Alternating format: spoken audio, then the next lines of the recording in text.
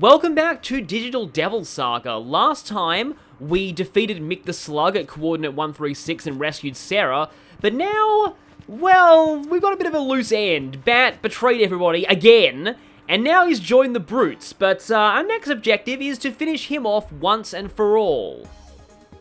And to do this, we're going to set a trap at the deserted ship. But before we go there, I'm going to use the yellow key to open up some of the yellow walls we've seen in earlier areas.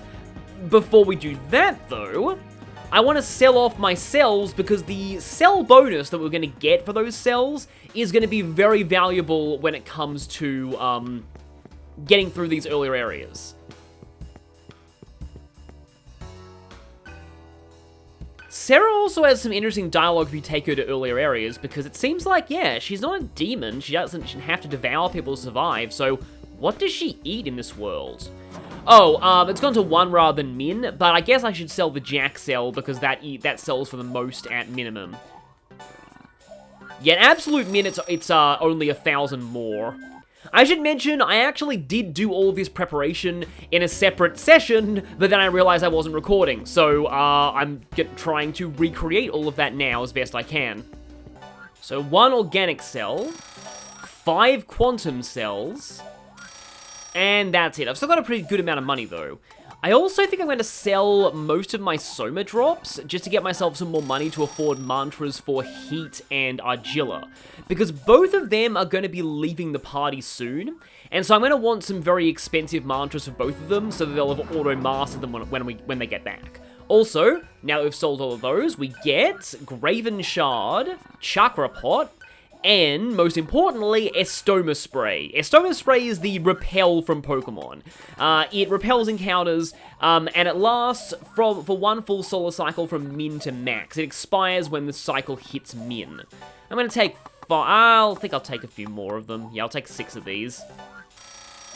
And we can buy Chakra Pots, but they are pretty expensive. The Graven Shard is also expensive, but it's an infinite use small heal. It's only usable in battle, though. Remember that. But while I'm here, I want to restock my supply of Revival Beads, because we're going to be soon entering a dungeon without... basically, the ship is another dungeon where once you're in, you are committed until you finish it. But now, even though this is a little inefficient, I'm going to be using my Estoma Spray here. It's only really effective at repelling encounters that are significantly below your level. So for example, in the Vanguard's base, I'm not going to be seeing any encounters with this on, but in some of the other areas, like I tried it in coordinate 136 when I was doing some off-screen testing of that optional boss, and it did not work very well at all. If the encounters are even like anywhere remotely close to your level, they're not going to get repelled. So in this room, with the heal terminal and the small karma terminal, if we head down to the basements, there's a red wall here we still can't get through, but there is a tribe member here. The guys guarding him were trapped inside too. Huh. This is hinting at a side quest later, or a super boss. But we don't have access to the red key for a little while longer. Our main port of call is getting through this wall, which is going to lead us outside, and I'm going to lose the encounter spray in a moment. Yep, there we go, anti-demon field faded. But out here we get a vital noise. That's going to go on Cielo. He just joined, so he gets first dibs on these. I'm going to go to Anahata next, because its wall is a little easier to get to. We're also finally entering the Solid Citadel from the front now, because we actually own this place. Also, that's junkyard lore we didn't know about before. That guy's actually not the Pyrojack of the He-Ho brothers. He's actually back at coordinate 136.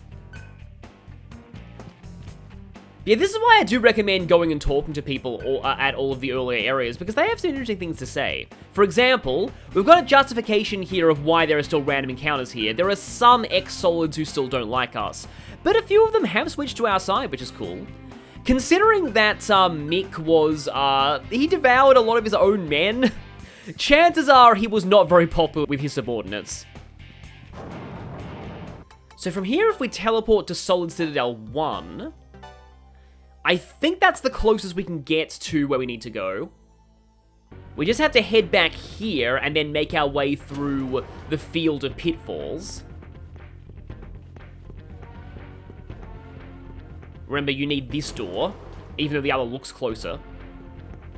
Up these stairs.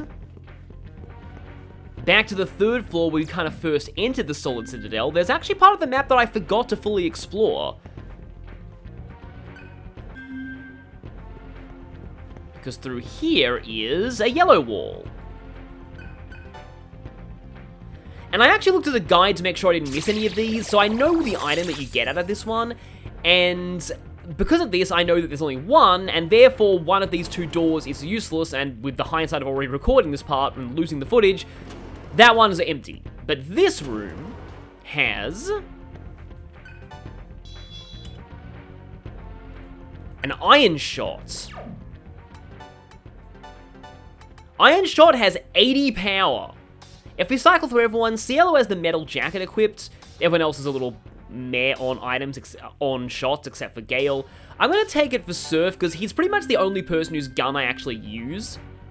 And we can just use this terminal to warp back.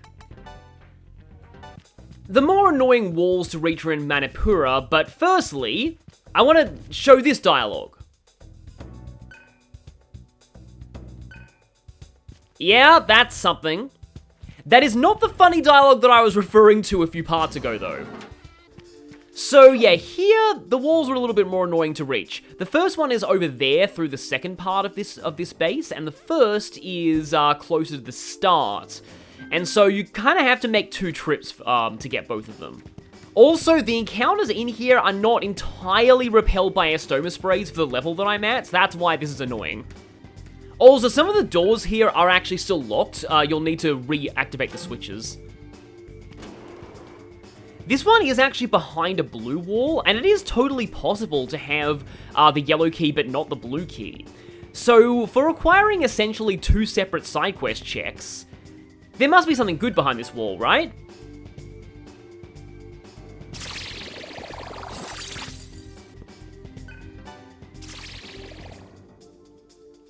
Soma drop.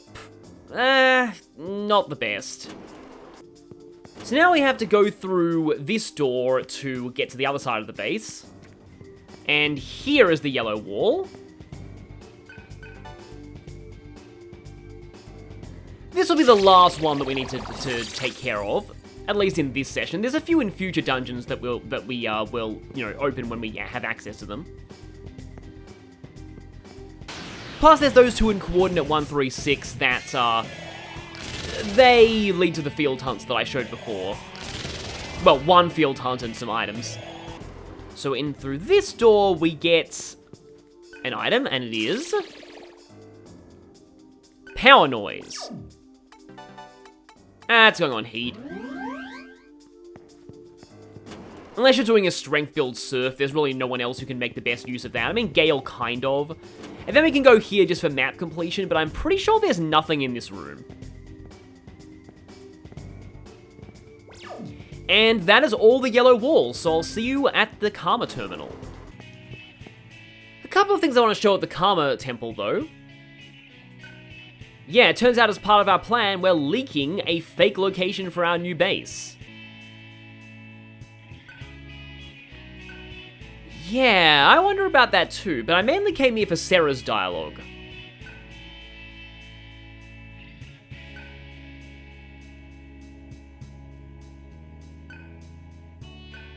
She's starting to spout some pretty weird things. And I like that these other members of the tribes here are actually, yeah, they're all pretty nice to us now. So now it's time to actually head to the deserted ship. Reminds me a lot of both the abandoned ship in Pokemon Ruby and Sapphire and the SS Libra in Pokemon XD, which both were kind of around the time this game came out. I guess this game was a little closer to Diamond and Pearl era, maybe?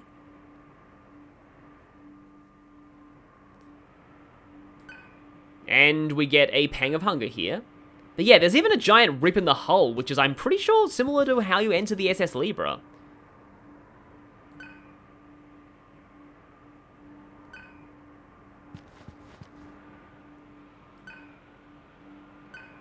Yeah, ocean? I do not comprehend.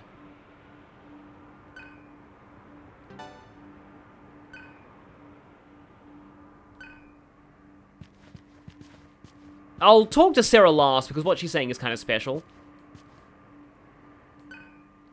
It's called a ship. There are wars fought over them. Yeah, it's weird. There's no ocean in the junkyard, but we know about oceans existing? I guess Sarah wants to reenact Titanic.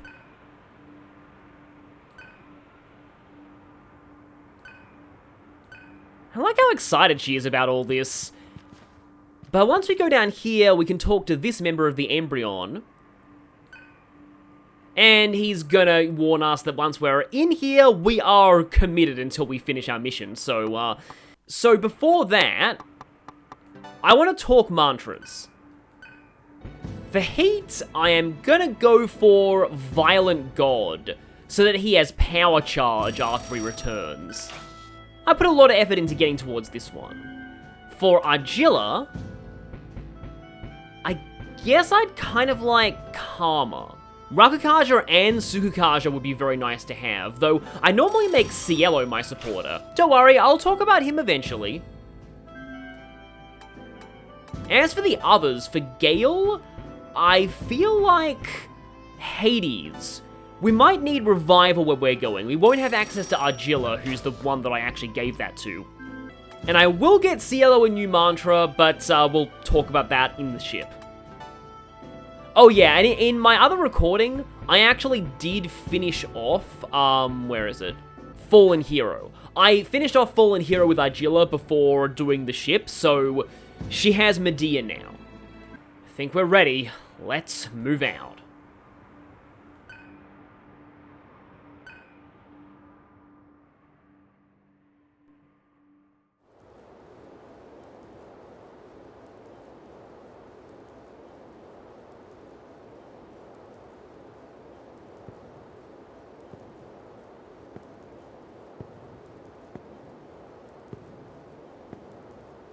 We have to destroy this ship?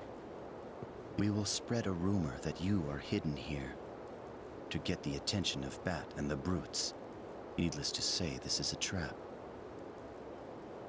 They show up expecting to find Sarah, and boom.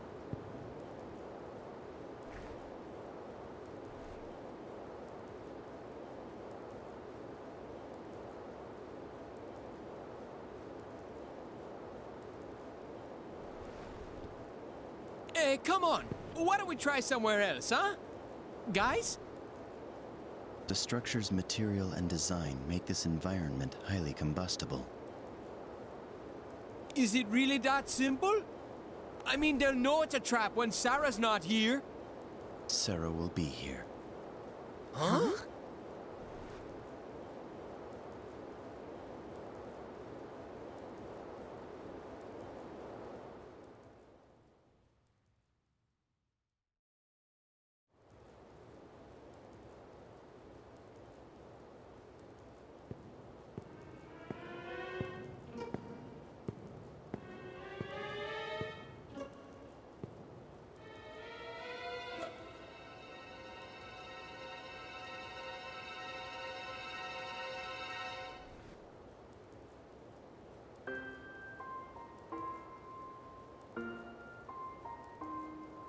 Okay, this seriously won't work. Why is that? Obviously, Sarah isn't this tall, her hair is way different, and her arms ain't that thick. Ooh! Well, excuse me. They only need to be deceived from a distance. Boss, the brutes are here! Already? Sarah and Heat? They left for our new headquarters a few minutes ago. I hope they weren't spotted. They moved faster than I expected. We must hurry. If we do not, they will devour us. Okay, let's do this then. Let's go! Remain here and intercept Bat. He is sure to enter through the windows. Understood. Let us go. We will set traps for them throughout the ship.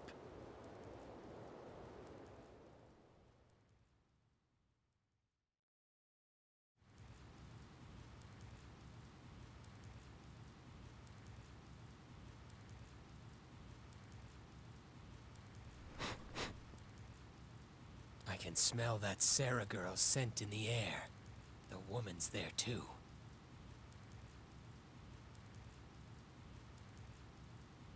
There's no mistake. Varen. Don't ever call me by that name. I am a colonel. Colonel Beck.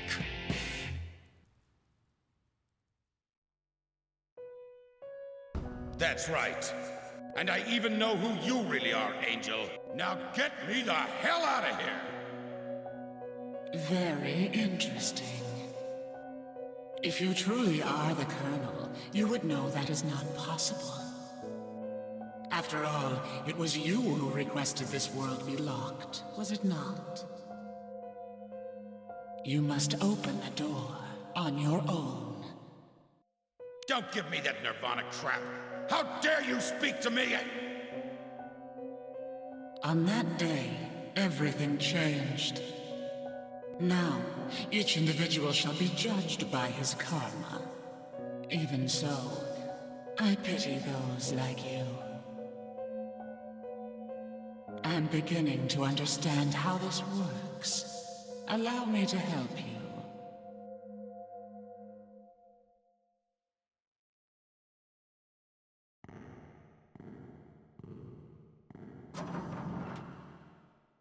The bell shall sound, awakening the sleeping one, Seraphita.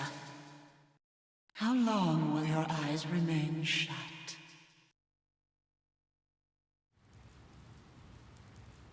Bring me that little punk and the Cyber Shaman. No matter what it takes. You won't get another chance. Yes, sir.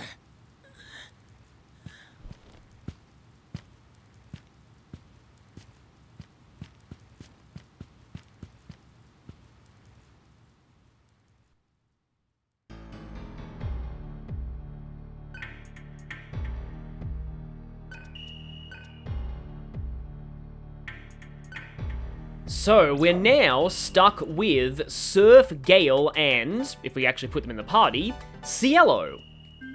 We did go through some pretty interesting revelations in that scene. We found out that Varen Omega, leader of the Brutes, thinks he's someone other than Varen Omega. He seems like he thinks he's figured out the truth of this world and who Angel really is. You may have got a brief glimpse of what Angel actually looks like too, and let's just say we might have seen her before in a few people's visions and flashbacks. Also, I love the name of the music at this place. The music is called Steel Coffin, which is basically what we're trying to turn it into. But now that we have a terminal, I can finally talk about something that I've been wanting to do all game. Let me tell you the story of the most misunderstood character in JRPG history. Or misunderstood party member, rather. So back when this game first came out, GameFAQs constantly bashed on Cielo because he's weak to ailments. And they're like, ailments are terrible in Shin Megami Tensei. Why would you want to be weak to them? And yeah, that makes sense. You know, being weak to SMT, charm, sleep. It sounds like, and panic and stuff, it sounds really bad. But here, there are a few things that actually make it kind of a blessing in disguise. Firstly, Cielo does not have an elemental weakness, and that's actually huge. It makes him effectively safe against every boss that uses magic. But secondly, relates to the mantra grid. You see, you can null ailments a lot earlier than you can null elements. And that alone makes Cielo a very valuable party member, because it means that if you know what you're doing with the mantra grid, you can very quickly nullify his weakness and make him a party member with basically, yeah, no weakness at all. And for that, I recommend, see, like look at this, he's already, also his starting mantras are very interesting. He's already 3 mantra into the healing part of the grid, so he has access to Medea and Diorama already, so he can kind of act as your healer for this dungeon. He's also already mastered Thrones and Spirits, which gives him access to Secunda as well as Tarukaja. And if he goes a little further, he'll be able to get more buffs and debuffs. So Cielo is effectively set up to be a supporter. But what I like to do with him, also this means he's also a little bit closer to getting Debilitate than some other characters are, if you want to commit to this top end of the grid. What I like to do with him, though, is go for Adamants, because this is where the ailment nulling abilities are. Once you get those, Cielo effectively becomes a party member with no weakness. They do take up some of his skill slots, but I do think it's a price worth paying.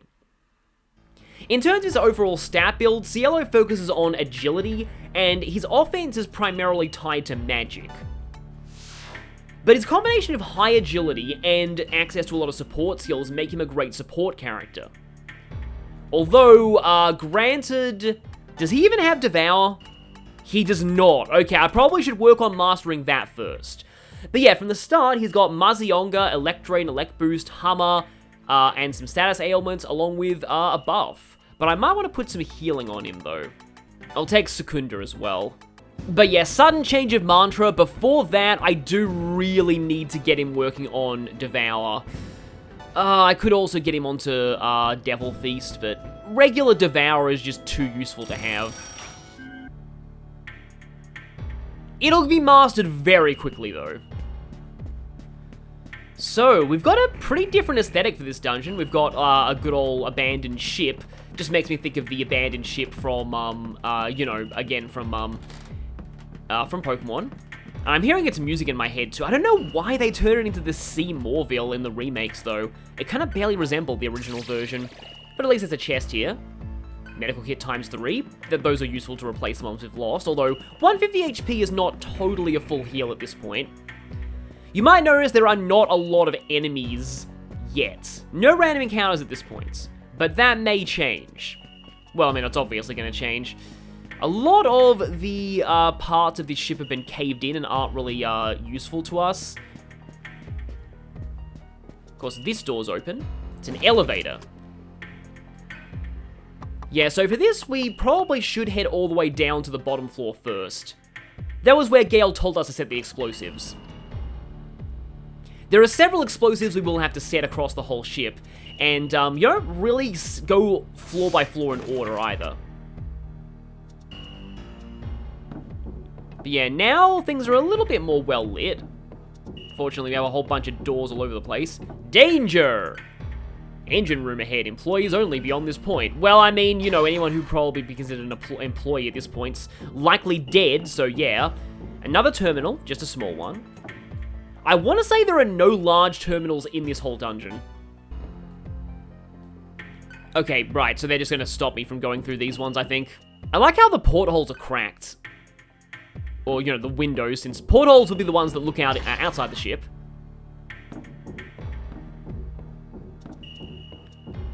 So, yeah, let's head straight down this corridor. That's going to lead further into the depths. Okay, Gale didn't stop us from going in this one. But he is going to stop us from going that way. Good to know. Yeah, we are very much in the calm before the storm phase for this. I do like how they do that for some of the dungeons. They, like, because the enemies haven't arrived, it makes sense there aren't any random encounters yet. And they do that in Digital Devil Saga 2 as well. This is satisfactory. So an important thing to note about Gale, yeah, I haven't actually mentioned yet, is that Gale's dialogue is actually dialogue that would have been said by Surf. Originally, Surf was not meant to be a silent protagonist, but Atlas eventually decided that, well, this is an SMT game, he has to be a silent protagonist, so they made him one. And, yeah, Surf became the Surf we all know.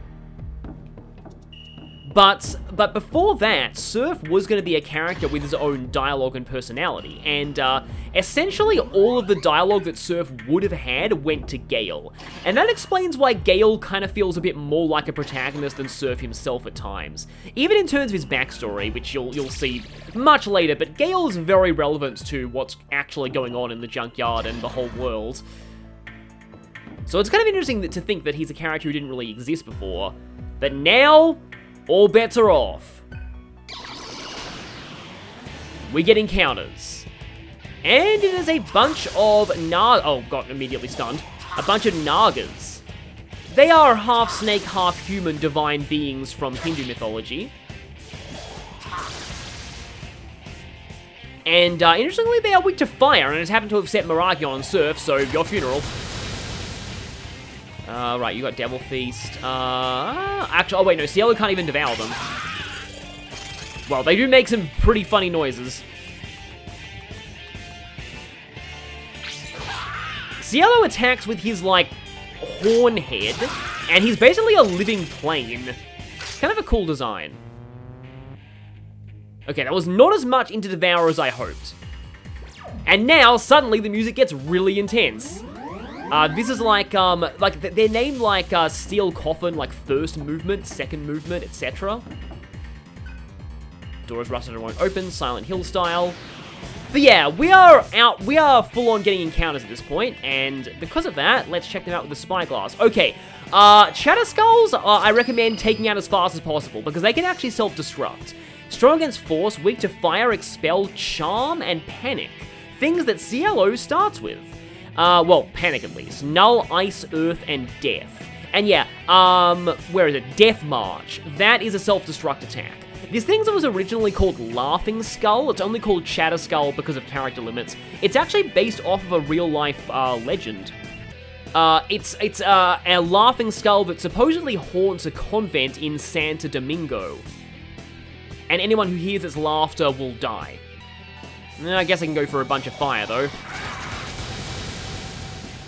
And you're going to go ahead and use the Spyglass on the Phantoms.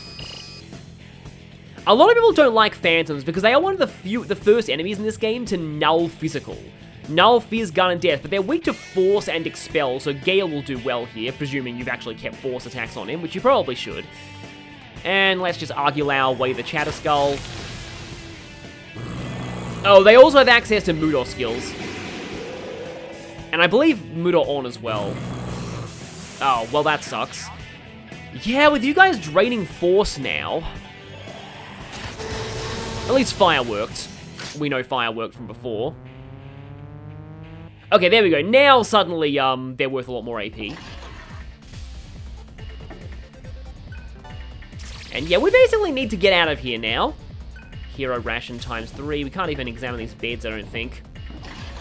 I wonder if people on this ship ate drugged chicken and they all fell asleep as part of a complicated crime plot.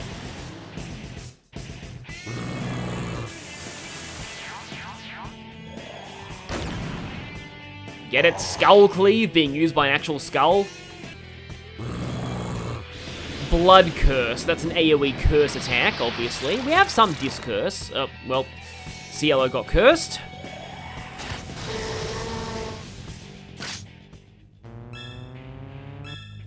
And there we go. Cielo has Devour and Health Thrust. And Surf now. I can't resist putting his magic up to 70. Do I have any Force skills for Surf? No. I do have Hummer, but I don't think I really need that right. I mean, I'm not really using Taunt, though. Okay, let's just diss your curse. Also, Cielo's Atma form is Diaus, who is the husband of Prithivi in Hindu mythology and is the Sky Father, in contrast to her being the Earth Mother. And they're the mother of Usas. But Cielo's not really connected to Jinana at all in terms of the lore. They mostly just chose it. His name literally means sky, Cielo, so... yeah, it's pretty on the nose.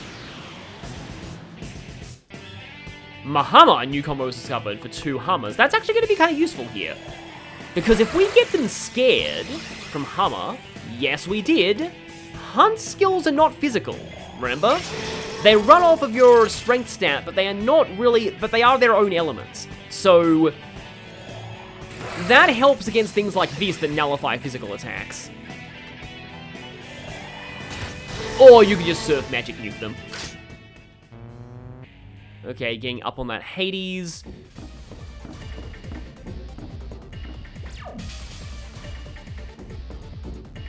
And thankfully there's a save point right here so I can switch Cielo's mantra back. Because I very much want you working on getting ailment nulling skills. There are also some pretty good ailment inflicting skills in that tree. Okay, Isaura's, but I am in human form. I don't really want to bother with this right now. Well, that's not good. Yeah, I remember, like, if you've watched Nocturne's speedruns, you'll never forget Isaura's, because they, you grind against them for a long time before Matador in that speedrun. They're really the only encounters that show up in, like, the water in the, like, underground tunnels that lead to Matador. And they're pretty similar here. Ice users, pretty sure they're weak to fire. They're based on a Japanese water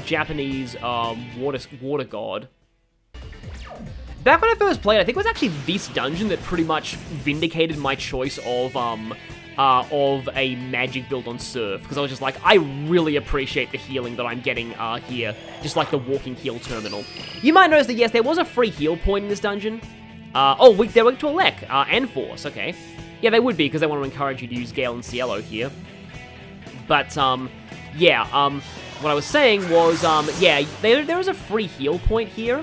And that's because they really want you, because, you know, you could get soft lock in here if you don't have enough healing. And I appreciate that design choice.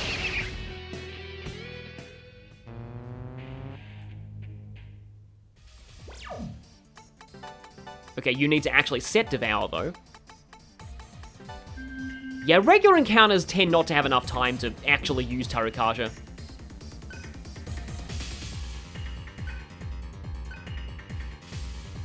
Okay, so that's the plan. We can't return from the same elevator. However, if that's going to be the rate of progress, I want to see if that way out the side of the ship actually goes anywhere. Or if Gale will just stop me. Because it is actually pretty important that you, get every treasure in this place, if you want all the treasure at least. Because it should be obvious, we're planning to blow up the whole ship. Which means that we aren't able to return here after completing the dungeon. And yeah, because Adamant's a pretty early mantra, it gets mastered pretty fast in here with a few devours. There is going to be something later on that we can devour. Oh no, you're going to actually stop us from that. Okay, I guess we have to come back here later.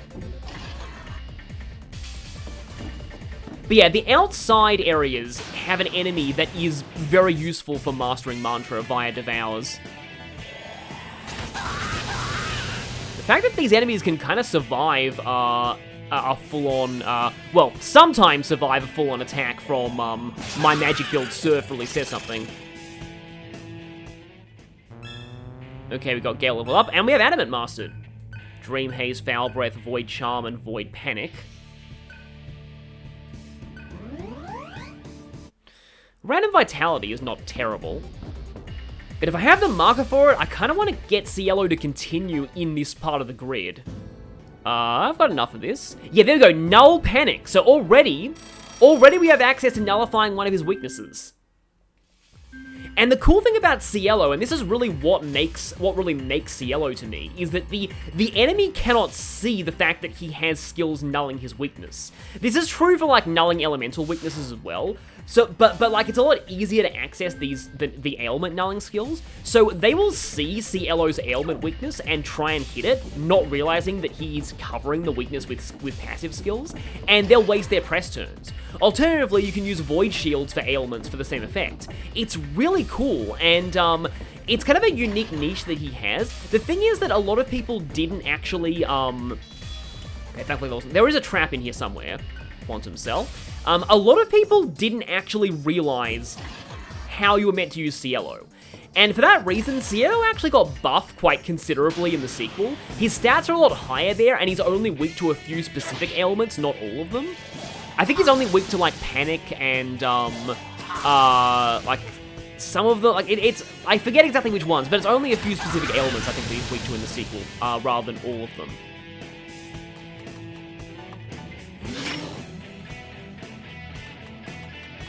But really all that did was just, oh hey, Cielo was already good in the first game, he's even better in the sequel. Cielo is actually the most consistently used party member in speedruns of both games. He gets used a lot in the sequel. Admittedly, he joins way earlier in the sequel. But he does see a lot of use in speedruns of Digital Devil Saga 2. So this is another one of these dungeons where it's like, okay, here's a heal point you actually have to pay for. So it's like, I guess, the convenience. You can go down and get the free heal, or you can get the convenience of a paid heal here. Kind of reminding me of the, what is it? There's a gadget in one of the Ratchet & Clank games, the PDA, where you can order ammo, like, on the fly, instead of going to an ammo vendor. The problem with it is that the ammo costs, like, 10 times as much money when ordered via that thing. So it's generally not really the most useful thing out there. And you don't get the PDA until really late into the first game. I think you get it earlier. Is it even in the second game? I forget. But I know that it's very late into the first game, because I know that you buy it from Steve. I knew that was a stomach ache, because, yeah. I'm actually starting to run through my supply of disaches. You can see why I bought a whole ton of these earlier.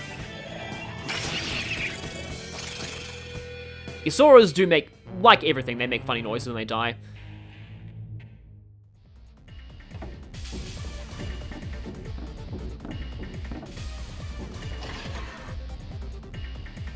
Okay, yeah, here we go. Now we have to set our next explosive.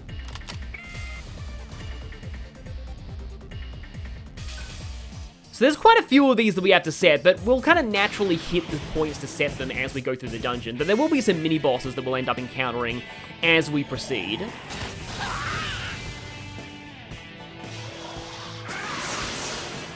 Does Gale have Mazanma right now?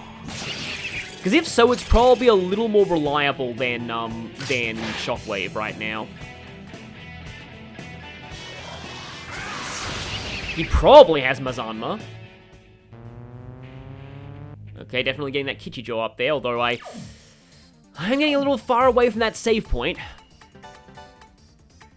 Zio's younger. No, he doesn't have Mazanma yet. Guess I was too focused on other things for him. I will want to be advancing down the death line of skills too. And what do I say? Mini-bosses. Well, kind of. I presume the Silver Fox is Surf.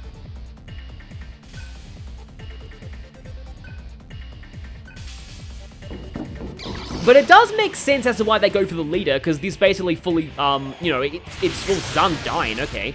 But yeah, like, this game kind of operates on Fire Emblem logic. If they kill Surf, then that's it.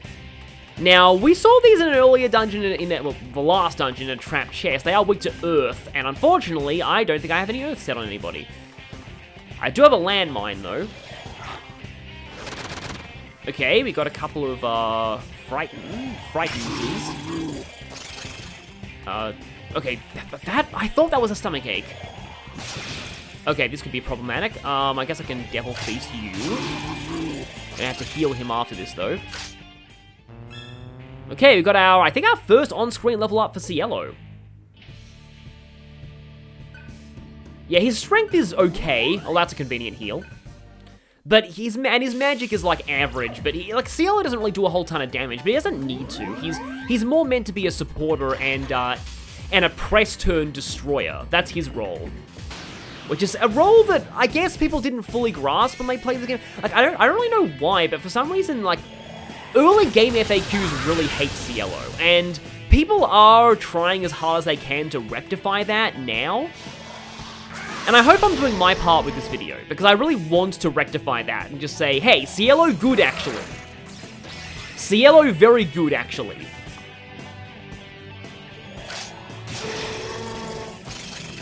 Unfortunately, I don't think he's really relevant in a lot of the, like, because a lot of the challenge runs people do of this game are no other party members, or like, Surf only, or human form only, which makes Cielo maybe not really the most relevant character in the grand scheme of challenge runs, but he is very relevant to speed runs. Okay, this leads back to this, so I'm going to explore the other hallway, because my genre savviness is telling me that this is going to lead to a dead end. Hello. Hello, goodbye, didn't even try. That's not, like, the best roar. The other characters have better demon roars. Okay, now you get Stun Sphere, Void Poison, Void Mute, but most importantly, Null Panic. But also, Surf gets another level. Yeah, getting close to that maxed out magic.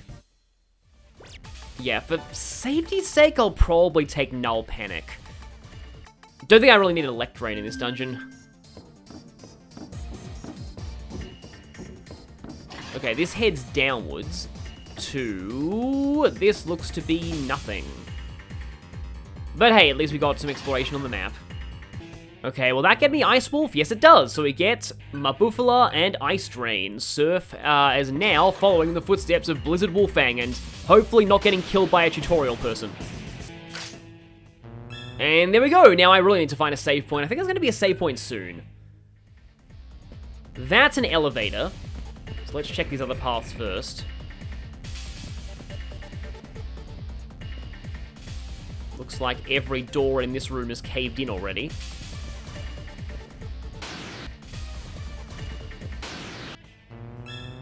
And we get 32 on Gale. Yeah, it's mostly strength, vitality, and magic we'll be seeing out of him. Okay, now we have another downward staircase. Ah, here is another place to set an explosive, so definitely good that we went this way. 5 more left. See, make sure you don't miss this before you go to the elevator, and that one is broken. Ah. Ha. Oh, Megado, okay. Getting a lot of moldy rolls, so if we ever want to give ourselves a stomachache, which I don't think there's any practical purpose to doing, we can do that. So it is time to elevate. We're already on the 3rd floor, so let's go to the 4th floor. And in fact, we've got a Karma terminal coming up. We had some cutscenes in this part, and also we just talked about Cielo and did a whole bunch of like side stuff with the yellow walls. So I think I'm going to end this part quite soon once I find this next Karma terminal. But first, there is a bomb room in here somewhere.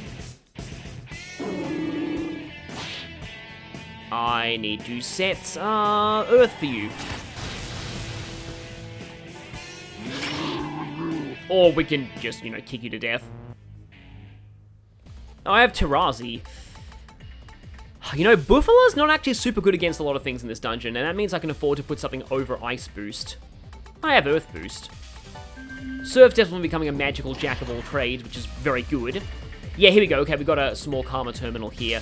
And yeah, this seems like as good a place as any to end things. So I will see you next time for more of the Steel Coffin. And more Cielo being awesome.